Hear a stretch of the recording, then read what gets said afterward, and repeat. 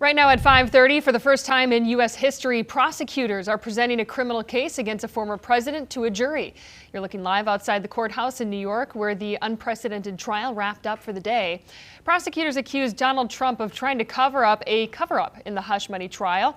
Opening statements have been completed, and the first witnesses even took the stand today. Chief Legal Analyst Clive Rhodes joining us again here at this hour at 5 to talk about this case. We talk about not knowing the order of witnesses. So explain, is that normal? It's not normal, but nothing about this case is normal. And so you got to remember, the former president loves to tweet, and the judge takes exception to that. The prosecutor raised this issue and said, listen, we're concerned that this is witness interference, this is witness, tampering. And because we want to make sure that there's integrity with our case and we don't want any witnesses to be bullied, we don't want to give them the heads up so he can say, listen, all my 50+ million followers start attacking these people. And so they know the list of the witnesses, but they don't know the order. So today it came to test. And what happened is the defense said, look, we just found out late last night, 3-4 hours to prepare. Your Honor, we need more time. The judge said, no, we're going forward. You knew the total list. You should prepare. And so I will say that is unusual, because typically I would know, hey, they anticipate calling this person. Okay, we can prep for this. Okay, now we'll maybe get to this other person tomorrow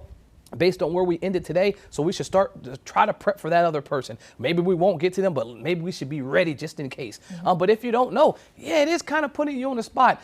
Is it not something that is illegal? Can the judge just discretionarily do it? He can, because the integrity of the case is way more important than throwing you off for your preparation. But by all means, it is something that I would be offended by. I would say, look, Your Honor, I need more time. You don't want to throw me on the spot, so I'm with the defense on this one. I need more time to adequately prepare for how I can get ready to attack this witness. We had opening statements today for both sides, and the defense really tried to start right out and discredit Michael Cohen. He's Trump's fixer who made that payment to Stormy Daniels, and then really paint Trump as someone who's frugal. And why would he pay twice the money to Michael Cohen when Michael Cohen only paid Stormy Daniels a certain amount?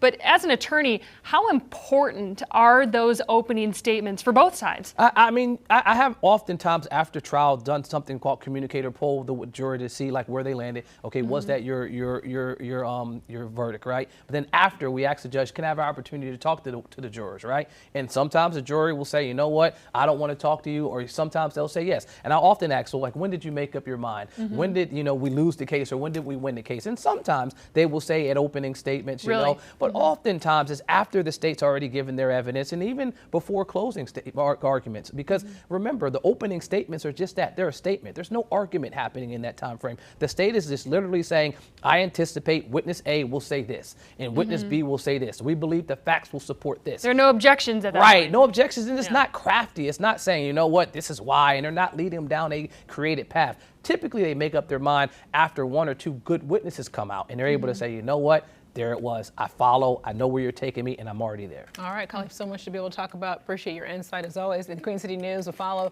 the developments from the trial throughout the day. Our Chief Legal Analyst, Clive Rhodes, will join us again at 6 for updates on what's happening inside the courtroom. Queen City News is the only Charlotte TV station with a full-time lawyer on our news staff.